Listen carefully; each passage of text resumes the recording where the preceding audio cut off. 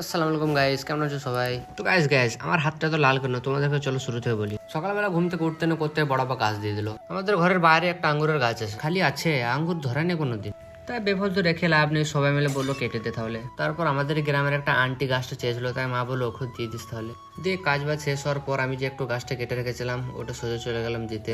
আর guys যে আন্টিটার কথা বলছি না, ছোট তোর কাছে পড়েছি খিচুড়ি স্কুলে। আর হ্যাঁ গাইস, ওদের বাড়িতে না অনেক ধরনের গাছ আছে, আর আমাদের বাড়িতে কম বেশি সব ধরনেরই গাছ আছে, বাট চেরি গাছ নেই। আর আন্টিদের কাছে চেরি গাছ ছিল, তো আন্টি বললো এক চিত্তে নিয়ে যা। আর আমি কোনোদিন কাঁচা চেরি টেস্ট করিনি, আর এটাই ছিল সবচেয়ে বড় ভুল আমার।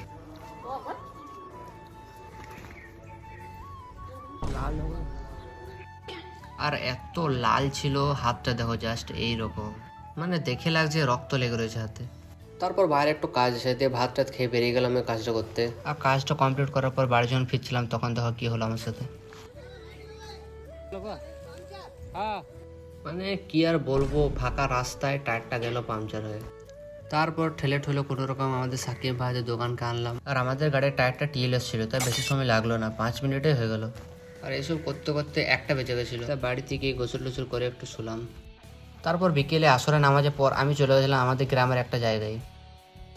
আর এখানে এসে আমার কিছু এডিট বাকি ছিল, তাই এডিট খেলা করছিলাম। তো চলো গাইজ আমি চললাম এডিট করতে। আর তোমাদেরকে যদি ব্লগটা একটু ভালো লাগে থাকে তবে একটা লাইক করে দিও। ব্লগটা এই অবধি রইলো, পরে আরও একটা ব্লগে দেখা হচ্ছে। সবাই ভালো থাকবে, টাটা।